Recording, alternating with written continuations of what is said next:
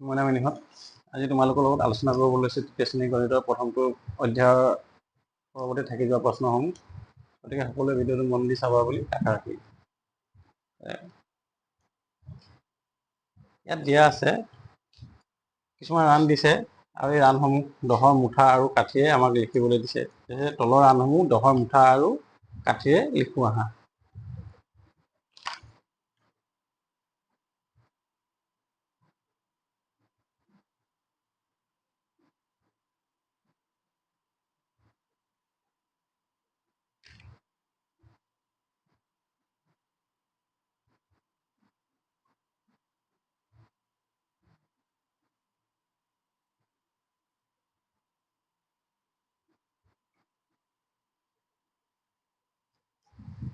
তলৰ ৰানসমূহ দহৰ মুঠা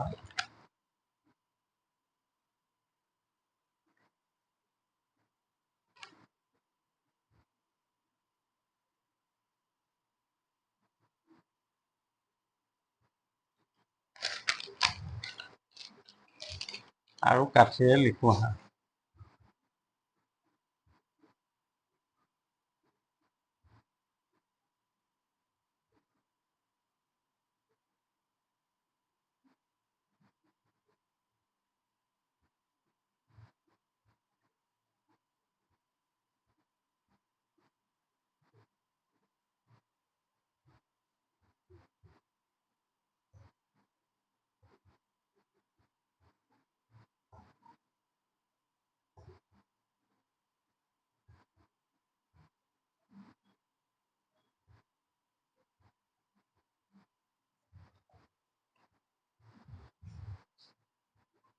ইয়াত দিয়া আছে 10।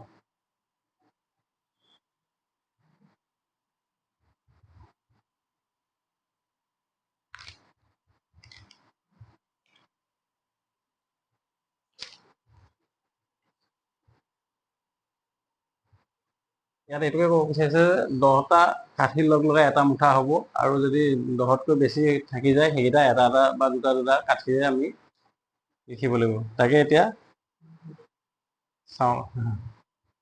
এইটো আছে 10।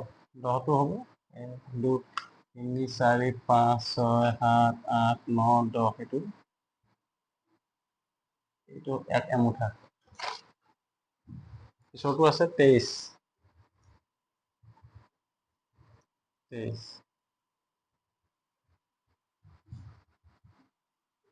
23টো হ'ব 1 2 3 4 5 6 7 8 9 10। 10 1 2 3 4 5 6 7 8 9 10। ইয়াত কিমান হ'ল 10 10 20। এতিয়া দুটা মুঠা হ'ল আৰু থাকি গ'ল কেইডাল 1 2 3। পিছৰটো আছে 38।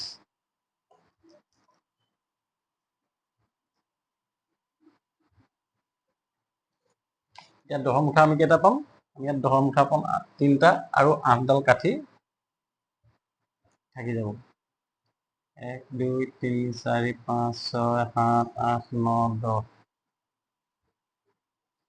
1 2 3 4 5 6 7 8 9 10। আৰু এটা মুঠা হ'ব 1 2 3 4 5 6 7 8 9 10। আৰু কেইটা কাঠি থাকিব এতিয়া? 8টা কাঠি। 8টা কাঠি 1 2 3 4 5 6 7 8। ইয়াৰ পিছতো আছে 52।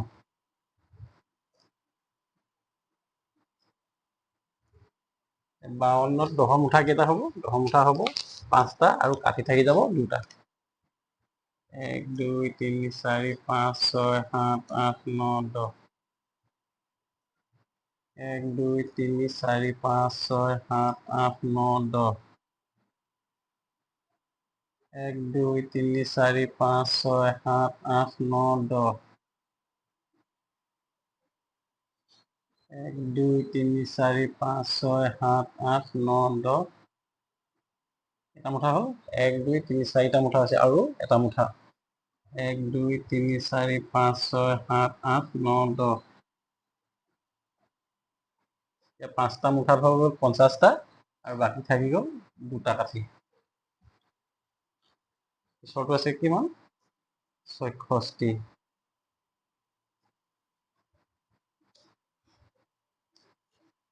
এতিয়া মুঠা কেইটা হ'ব? মুঠা হ'ব 6টা আৰু থাকি যাব কাঠি 6টা। 1 2 3 4 5 6 7 8 9 10।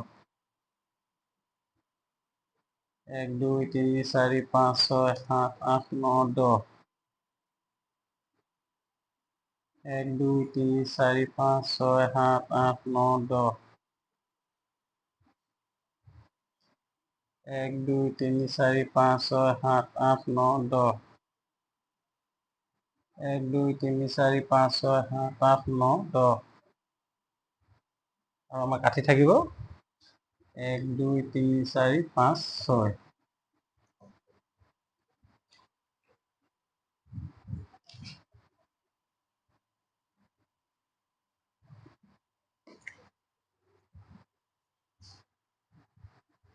ধৰিব পাৰিছানে তোমালোকে? ইয়াত কৈছে তলৰ ৰানসমূহ 10ৰ মুঠা আৰু কাঠিৰে লিখো আহা। মানে যদি 10 সংখ্যাটো থাকে তেনেহ'লে তাত আমি এমুঠা হ'ব। 10ডাল আঁচ পাৰি তাক ৰাউণ্ড কৰি দিলে এইটো মুঠা হিচাপে হৈ যাব। আৰু যদি ইয়াত 11 থাকিলেহেঁতেন তেতিয়া আমি ইয়াত এডাল বেলেগকৈ লিখিবলৈ হ'ল কাঠি এটা। ইয়াত আছে 23, সেইকাৰণে 10ৰ মুঠা দুটা হৈছে আৰু 3টা কাঠি থাকি গৈছে। ইয়াত হৈছে 38, 38ত 10ৰ মুঠা 3টা হ'ব আৰু 8টা কাঠি মুঠা নোহোৱাকৈ থাকি যাব। ইয়াত আছে 52, 52ত হ'ব 5টা 10ৰ মুঠা, 1 2 3 4 5 আৰু দুডাল কাঠি মুঠা নোহোৱাকৈ থাকি গৈছে।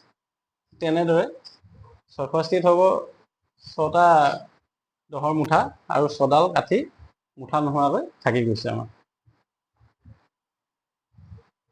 ভালদৰে চাই লোৱা তোমালোকে।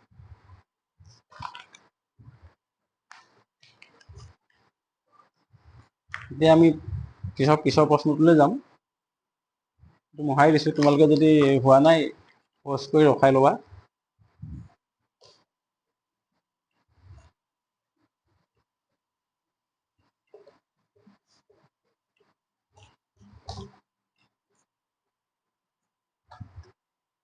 পিছৰ প্ৰশ্নটো দিছে তালিকাত থকা ৰানসমূহ ঊৰ্ধ্বক্ৰম আৰু অধক্ৰমত চাওঁ আহা।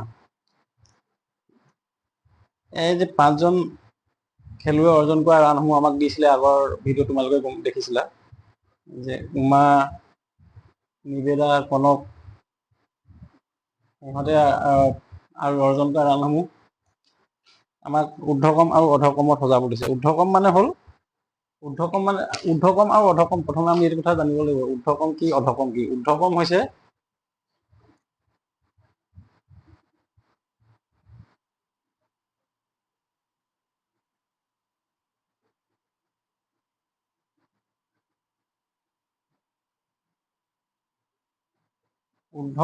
হৈছে সৰুৰ পৰা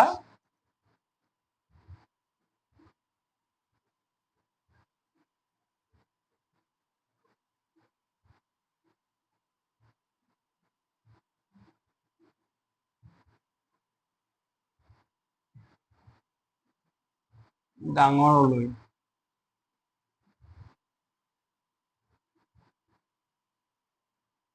সৰুৰ পৰা ডাঙৰলৈ সংখ্যাবোৰ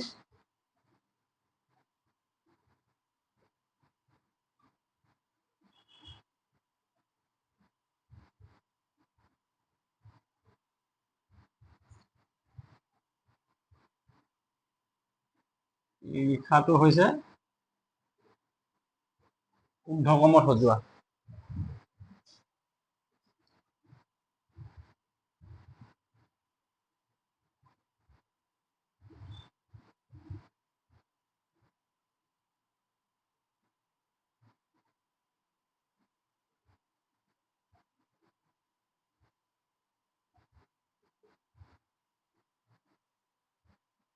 আৰু অধক্ৰম হৈছে ইয়াৰ উল্টাটো।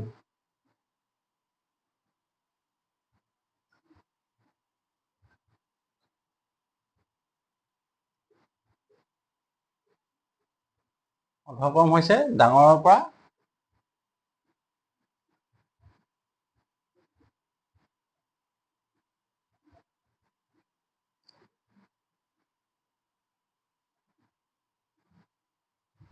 সৰুলৈ।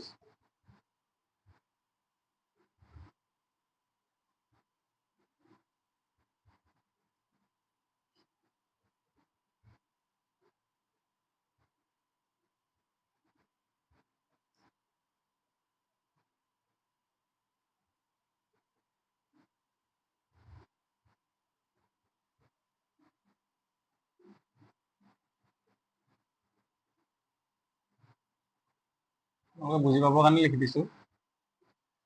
ডাঙৰৰ পৰা সৰুলৈ সংখ্যাবোৰ লিখাটো হৈছে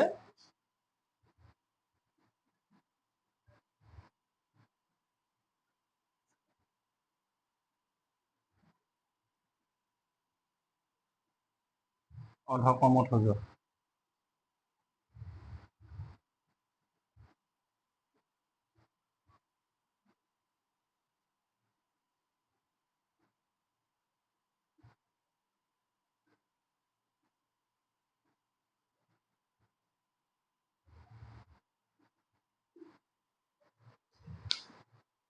ধৰিব পাৰিছানে তোমালোকে? ঊৰ্ধ্বক্ৰম মানে হৈছে সৰুৰ পৰা ডাঙৰলৈ যিবোৰ আমি সংখ্যা লিখি যাম। ধৰিবা 3, 4, 5, 6, 7, 8 এনেকৈ যদি আমি লিখি যাওঁ সেইটো হ'ব ঊৰ্ধ্বক্ৰমত সজোৱা।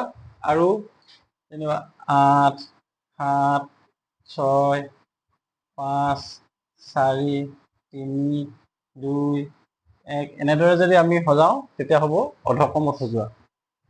এইটো ডাঙৰৰ পৰা সৰু হৈ গৈছে আৰু এইটো সৰুৰ পৰা সংখ্যাবোৰ ডাঙৰলৈ গৈ আছে।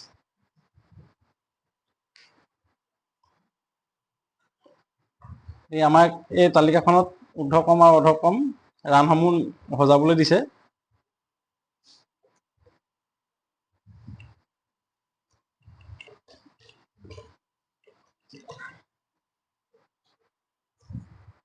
এতিয়া উদাহৰণস্বৰূপে আমাক দেখাই দিছে যে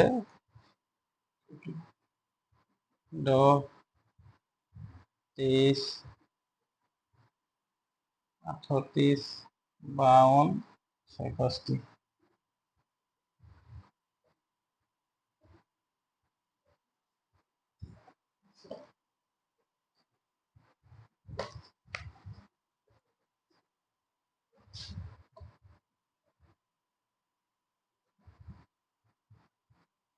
এইটো 10, এইটো 23, 38, 52, 64। ঊৰ্ধ্বক্ৰমত সদায় সৰুৰ পৰা ডাঙৰলৈ এনেকৈ ওপৰলৈ গৈ থাকিব।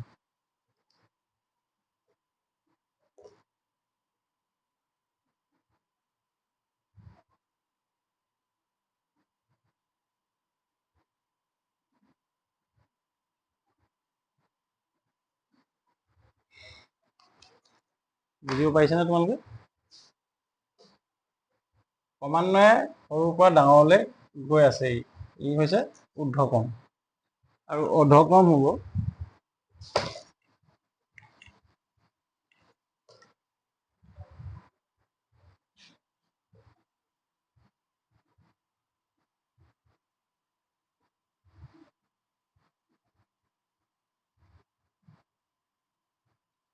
এইটো 64, 52, 38, 23, 10।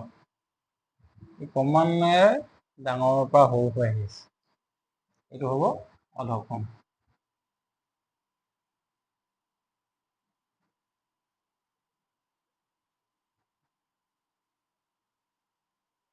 অধক্ৰম।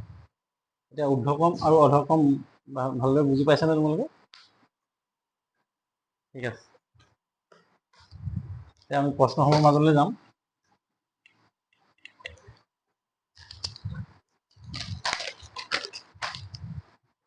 প্ৰথম প্ৰশ্নটো দিছে তলৰ সংখ্যাবোৰ অধক্ৰমত সজোৱা।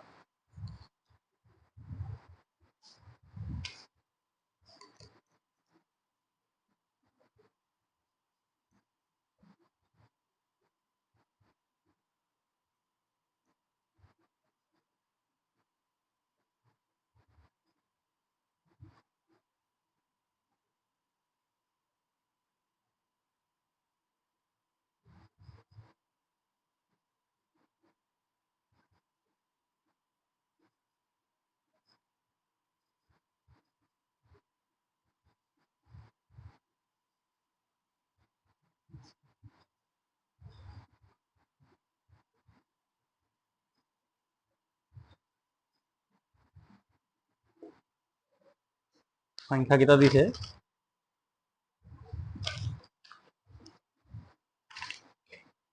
নম্বৰটো প্ৰশ্ন 35, 17, 55, 25 আৰু 40। ঊৰ্ধ্বক্ৰমে হওক বা অধক্ৰমে হওক, যিটো ক্ৰমতে আমি নহজাওঁ কিয়, কিন্তু তাৰ বাবে আমি এটা কথা জানিব লাগিব, সংখ্যাবোৰ কোনটো ডাঙৰ কোনটো সৰু, সেইকেইটা কথা কিন্তু আমি ভালদৰে জানিব লাগিব। যদি 35 ডাঙৰ নে 17 ডাঙৰ সেইটোৱে আমি নাজানো, তেতিয়াহ'লে কিন্তু আমি ঊৰ্ধ্বক্ৰম নালাগে অধক্ৰম একো ক্ৰমতে সজাব নোৱাৰিম সংখ্যাবোৰ। সেইবাবে সংখ্যাবোৰ ভালদৰে চিনি পোৱাটো অতি দৰকাৰী হ'ব। ইয়াত আছে 35, 17, 55, 25 আৰু 40। ইয়াত এতিয়া আমাৰ আটাইতকৈ ডাঙৰ সংখ্যাটো কিমান? ইয়াত আটাইতকৈ ডাঙৰ সংখ্যাটো হৈছে 55। গতিকে ইয়াক আমি 55টোক আগে লিখিম। তাৰপিছত আছে 40, তাৰপিছৰ সংখ্যাটো হৈছে 35, তাৰপিছৰ সংখ্যাটো হৈছে 25 আৰু একেবাৰে সৰু সংখ্যাটো ইয়াত থকা হৈছে এইটো 17।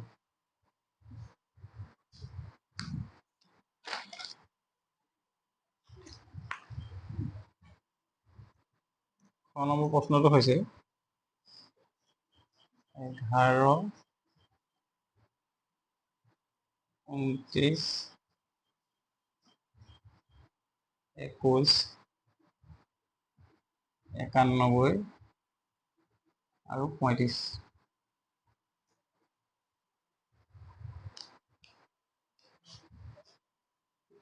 এতিয়া এইকেইটা সংখ্যাৰ ভিতৰত আটাইতকৈ ডাঙৰ সংখ্যাটো হৈছে 91। গতিকে ইয়াক 91টোক আমি প্ৰথমে লিখি ল'ম।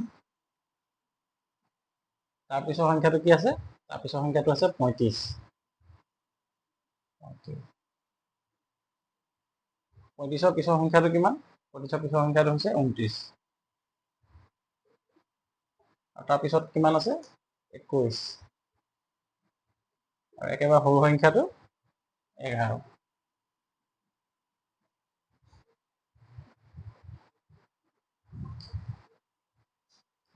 তোমালোকৰ লিখা হৈছেনে বাৰু? যদি নাই হোৱা ভিডিঅ'টো পজ কৰি লৈ লিখি ল'বা। ইয়াক মই মোহাৰি দিছোঁ এতিয়া।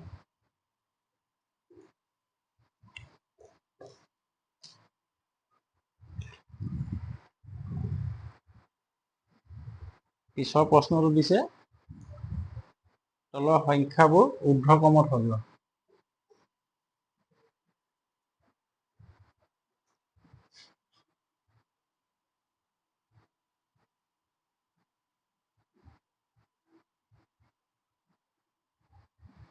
ঊৰ্ধ্বক্ৰমত সজোৱা। আৰু সংখ্যাবোৰ দিছে। প্ৰথম নম্বৰটো প্ৰশ্নটো দিছে সংখ্যাবোৰ 15, 29, 8, 31 আৰু 92।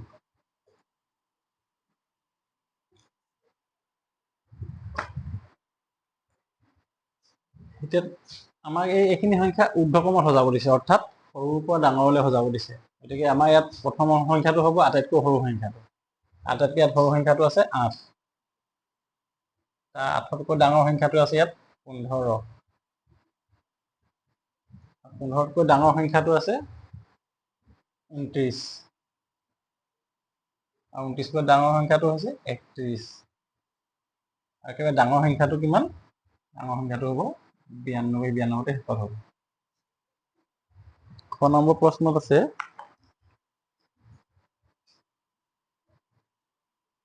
99, 24, 64, 31 আৰু 90।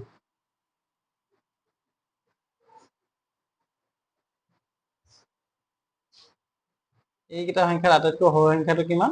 সেইটো সংখ্যা হৈছে 24। আমি প্ৰথমে লিখি ল'ম 24।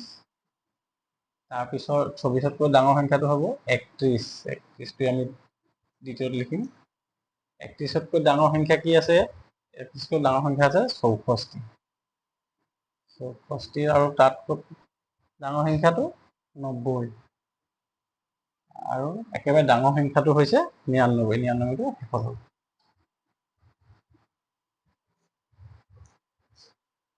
ভালদৰে বুজি পাইছানে তোমালোকে?